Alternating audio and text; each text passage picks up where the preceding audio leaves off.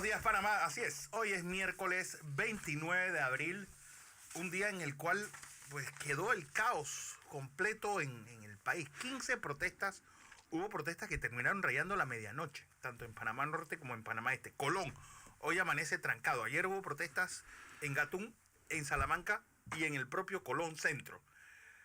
Una situación pues insostenible, donde esperemos que las autoridades tomen cartas en este asunto, porque ayer se dio una noticia que hemos retrocedido realmente en nuestra lucha contra el coronavirus. Ahora que veamos las gráficas se van a dar cuenta.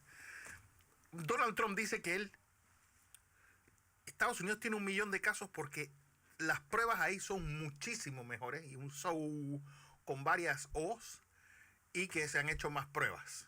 Yo creo que lo preocupante es que Estados Unidos está a punto de pasar el número de fallecidos que tuvo durante la guerra de Vietnam. No, ya la pasó. En los 8 años que estuvo. Faltan creo que 100 personas. 59.344 fueron los de Vietnam. La guerra está calculada como en 58.000. No, 59 y algo. Es decir, 344 es el número que bueno, ahora lo reviso. Pero lo preocupante de todo esto es que sigue Estados Unidos, y hoy, por ejemplo, fue ayer, el alcalde de Blasio lanza un tuit también contra la comunidad judía. ¿Por qué? Porque hubo celebraciones en la calle pidiéndoles que salgan de las calles, si no va a tener que hacer uso de la fuerza. Atención, porque mañana pues termina el periodo ordinario de la primera asamblea de este quinquenio. Pues vamos a ver qué ha sido lo bueno, lo malo y lo feo de todo eso. Pero, don José, hoy recibimos una llamada importante de un amigo de Panamá, de un gran amigo de Panamá. Buenos días, Fernando. Buenos días a toda nuestra audiencia que nos sigue por radio y en KW Continente y por Canal 21 en Next TV.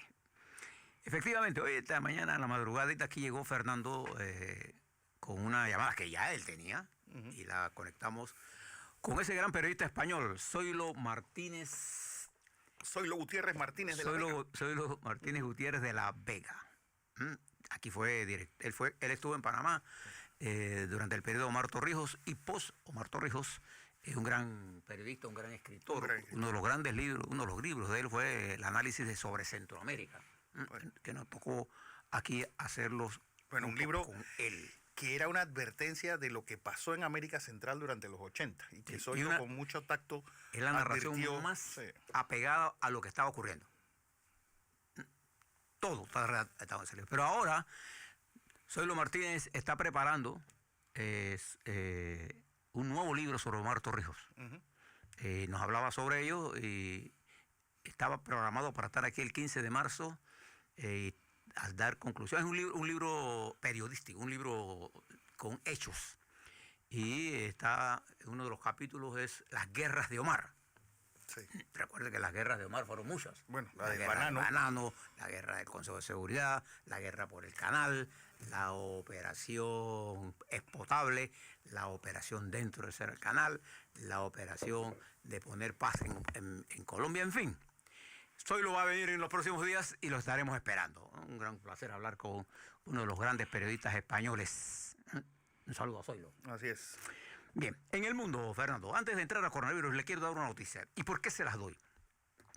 Sin duda alguna, Brasil es el país más importante de nuestra región en términos de su volumen de producción. Es el gigante de nuestro continente. Sin duda alguna, lo que le pase a Brasil arrastra el continente en términos de... si las cifras de Brasil están mal, nos arrastra todo.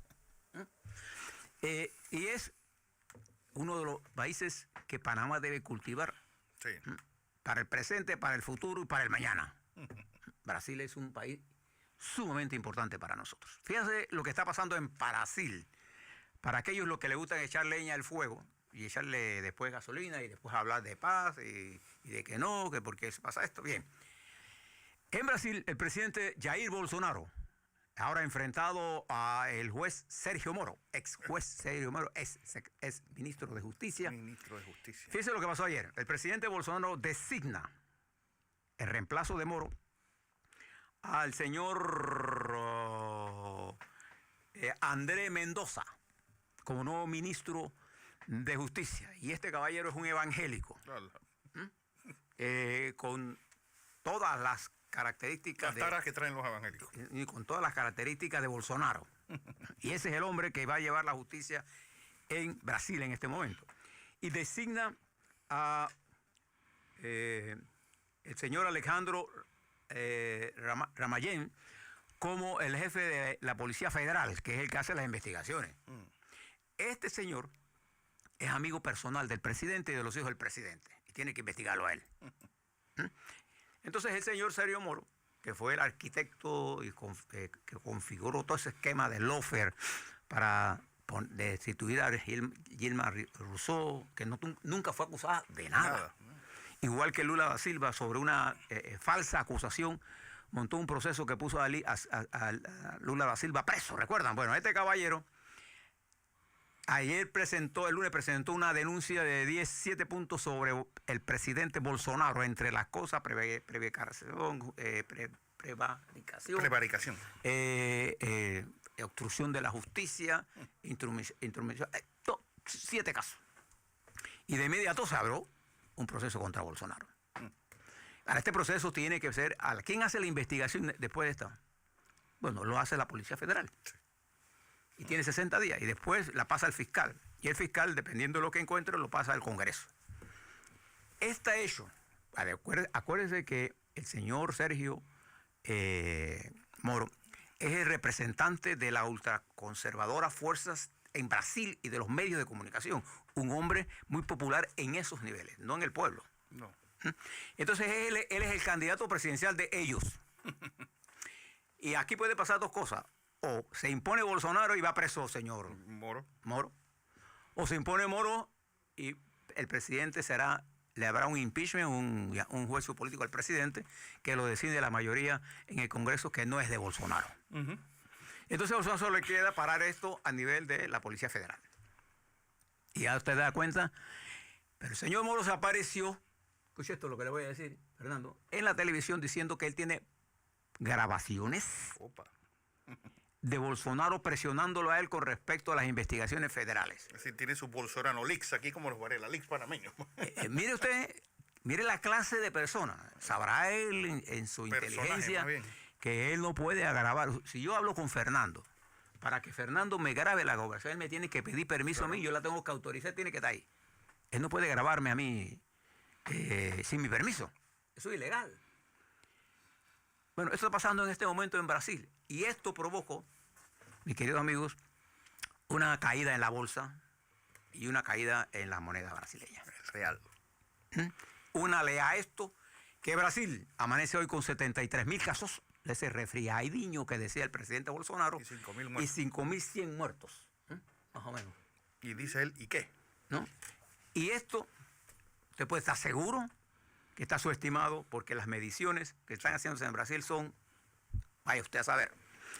Para poder que pueda usted tener una tendencia, tiene que haber muchas más mediciones. Para que hayan estas 33.000, han tenido que hacer unas 100.000. Vaya, mire la razón. Nosotros en Panamá hemos hecho más mediciones proporcionalmente. Acuérdese, no le haga caso a lo que dice el presidente de los Estados Unidos. Nunca mire el volumen de las mediciones que tienen los Estados Unidos. Mírelo en función de la población.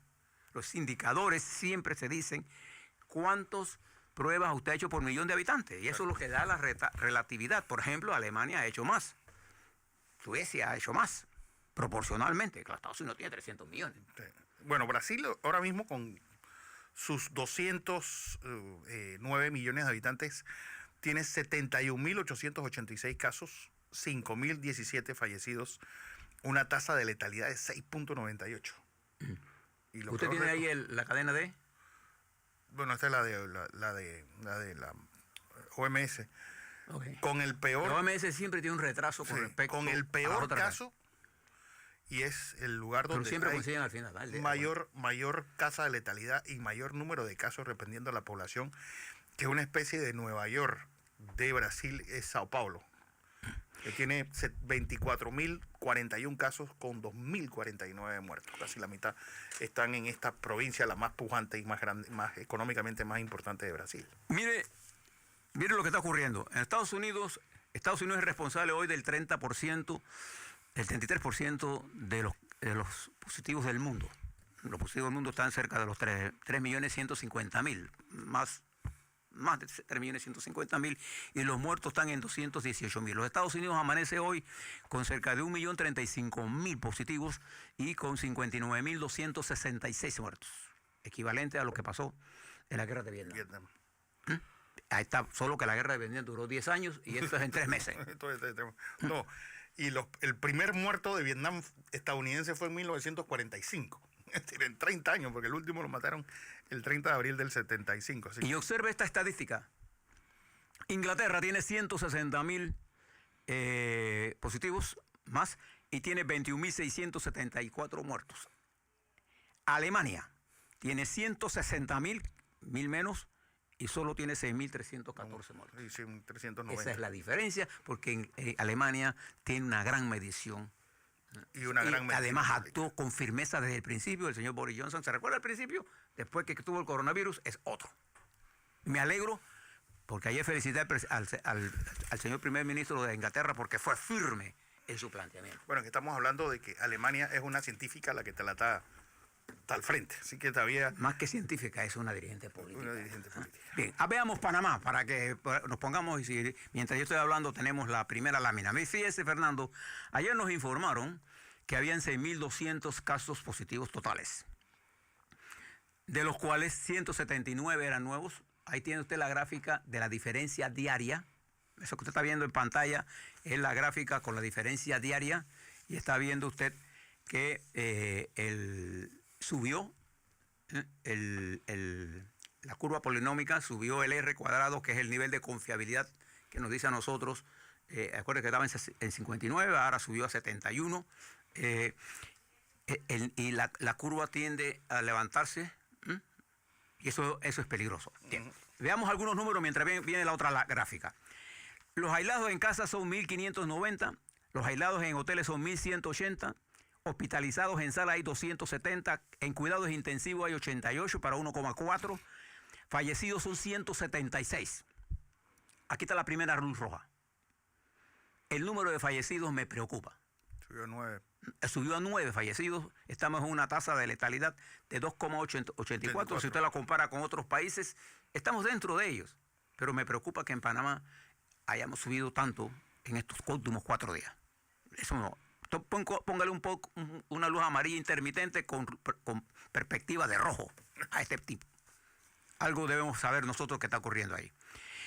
Recuperados epidemiológicamente 484, recuperados clínicamente 248, recuperados totales con relación al total de casos el 47,9%. Bueno, eso es un dato positivo. Total de pruebas realizadas 28.700. Si pueden poner la otra gráfica para ir de esto. Pruebas positivas 6.861 para 23,83 y 67,3, 6.730 pruebas por millón de habitantes. Por ciento de la población en la que se realizó la prueba 0.66. En los Estados Unidos en este momento es de 2%. Los Estados Unidos tienen que hacer 5 millones de pruebas por semana, por día, está haciendo 200.000 para poder dar la apertura. Los Estados Unidos se está abriendo demasiado a prisa y ya los científicos le están diciendo al señor Trump, por ahí no es la cosa, pero él va por ahí. Mire la otra curva, aquí es donde queremos detenerme. Usted se da cuenta que esta curva tiene la siguiente característica. Mire, la línea amarilla es la línea recta de tendencia.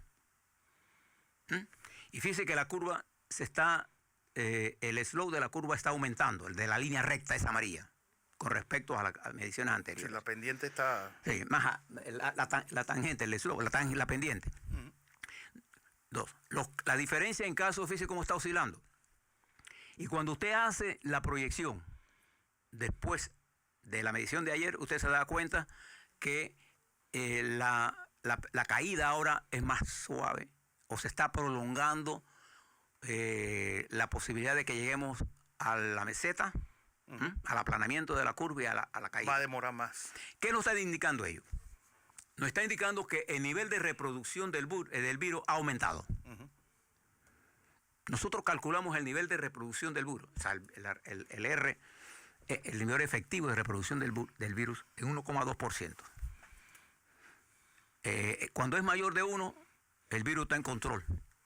No hemos controlado la pandemia todavía. El gobierno, creo que la y yo creo que es lo que estamos olvidando. En 1.15. Ujú. Nosotros le habíamos dicho desde el principio, cuando escuchamos las cifras del gobierno, que ellos decían que era 0.98. Hablo el gobierno, hablo el técnico que hace esto. Nosotros lo teníamos sobre 1, ¿se acuerdan? ¿Sí? Y viendo los números, mire los números fríamente. No tiene que usted ser un científico. La primera cosa de un científico es observar. Y si usted observa con cuidado, se da cuenta que la meseta ha cambiado.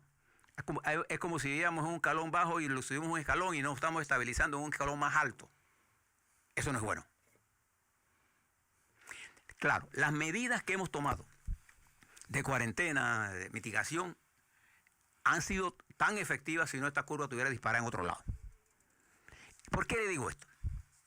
Porque todo lo que usted está ocurriendo, esas movilizaciones en las calles, espontáneas o no, esto lo que viene es a complicar más el enfrentamiento al coronavirus. No niego la autenticidad ni la preocupación de la gente. Preocupación que la hemos hecho nosotros aquí todos los días de Dios.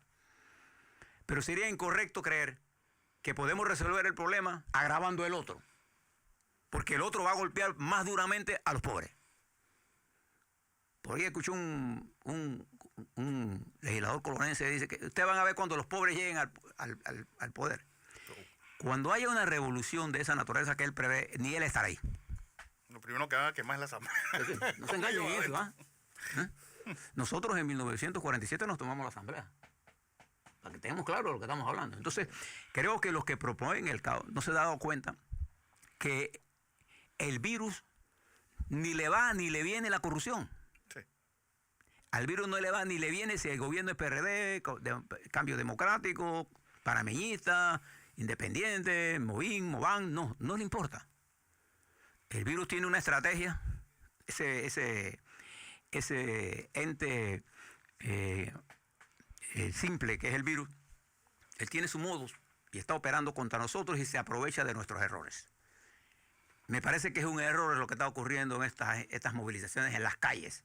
Sí, esto echa para atrás todo lo que hemos hablado. Eso es un error. En España, cuando el PSOE no se dio cuenta y ya tenía la información, hizo el 8 de marzo, ¿recuerda aquella movilización? La semana siguiente, realmente. El virus se extendió como cascada de agua, como si se hubiera roto una represa.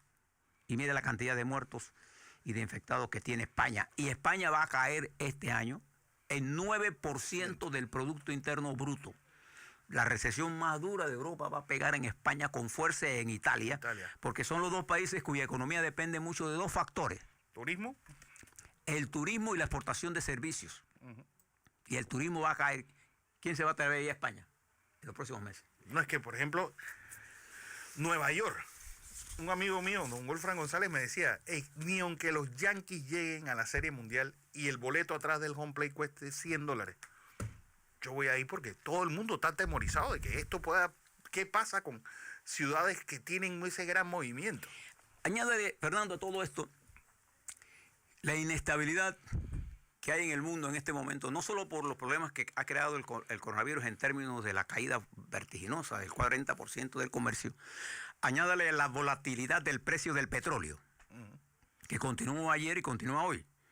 Los expertos en petróleo vaticinan que en los próximos días podríamos ver precios negativos del petróleo, incluso más bajos, más negativos que lo que vimos el jueves pasado. Porque mañana se vencen los futuros del Brent. Sí. Es decir, va a pasar lo mismo que vimos hace la semana con el WTI, ahora viene con el... Y aún con $12, el WTI, los productores están perdiendo. La industria petrolera está duramente afectada. Sí. Duramente afectada. Que usted entre en una aplicación, que voy a ponerla en mi Twitter para que todos la veamos, la cantidad de petroleros que andan dando vueltas por el mundo buscando dónde guardar... Nada más ponga las costas de Estados Unidos. Sí, sí. Y vea el canal de Suez, atascado. De barcos parados. Parados. Y entonces es difícil. Atención porque hay una noticia de última hora. El vicepresidente José Gabriel Carrizo envía un tuit diciendo: he instruido a la Comisión de Compras COVID-19 a realizar la primera rendición de cuentas el día de hoy y que todos los miércoles rinda un informe semanal al país sobre el uso de los recursos asignados para la atención de esta pandemia. De eso vamos a hablar ahora cuando vamos a la parte nacional. Y algunas cosas internacionales que debe conocer. Mayo 22 se reunió, ¿saben quién? El Congreso del Partido de China para hacer un análisis de lo que la corrección estratégica o táctica que van a hacer a su programa. Preste la atención a eso. La campaña en los Estados Unidos arrancó. Ayer la señora Clinton le dio el respaldo a Biden. El presidente de los Estados Unidos ahora hace su propia conferencia sin técnicos. Sin nadie. Y sigue con los mismos problemas enfrentado el mundo científico a las necesidades políticas del presidente Trump. ¿Qué es lo que le preocupa al presidente Trump? Que en medio de esta pandemia, en medio de esta mortandad, es muy difícil que el pueblo norteamericano reelija un presidente. Si no, pregúntenle al presidente Hoover. Es muy difícil. No, yo no digo que es imposible. Nadie vota a reelegir con el estómago vacío y sin trabajo. Y la política exterior de los Estados Unidos ha aislado a los Estados Unidos. Un día está a favor de algo, mañana está a favor de otro. Entonces eso ha creado un nivel de inestabilidad interna y externa. Y eso hace que nosotros tengamos que ser mucho más astutos, mucho más inteligentes para mirar lo que está ocurriendo. Fíjese lo que está viéndose en nuestro continente, América Latina, rápidamente, aparte de Brasil. Esta caída de los precios del petróleo ha tenido un impacto duro en México, ha tenido un impacto duro en Ecuador, que sigue subestimando. Cuando usted ve las cifras de Ecuador, que dice que han muerto 1.500, nunca se le olvide aquellos 7.000 muertos que encontraron en una provincia que nunca han sido reportados. Y el señor Lenín Moreno, que habla tanto de transparencia y lucha contra la corrupción, la primera cosa que le debe informar a su país, ¿no? Es cuántos muertos de verdad hay. Sí. Pero esos países y Venezuela van a sufrir más de lo que están sufriendo, y Colombia, atascada en un país que tiene más gastos que ingresos antes del coronavirus. Con un petróleo caída. Con un petróleo en caída y con un país sin control, donde nuevas fuerzas políticas han retado a las fuerzas tradicionales, está en medio de una situación de alta incertidumbre. En Costa Rica, la situación financiera y económica del país es mala. Sin hablar del resto de Centroamérica, en donde el presidente de El Salvador, que muchos hablaban de que era lo máximo, ¿no?, ha tomado medidas draconianas. Tirar a matar. Tirar a matar y poner juntos a pandillas que son adversarias para que se maten entre ellos. No, y tirarlos en calzoncillo en el medio de la cárcel. Miren lo que está ocurriendo. Ese es el problema cuando los iluminados populistas entonces asumen roles de dictadores sin conocimiento de qué está pasando. Miren lo que dijo el presidente allá, Duterte. No, hay que matar a los obispos. Que hay que matar a los obispos. Mire usted la locura que nosotros estamos viendo en este mundo. Por eso que uno tiene que actuar en esto con mucha madurez. Y lo que yo creo que es importante es mantener los niveles correctos de información a nuestro país. Porque la desinformación se ha tomado el país. Los que están interesados en sus agendas personales impulsan cosas que no miden las consecuencias, ¿no? Entonces hay que tener prudencia cuando hay tempestades como esta.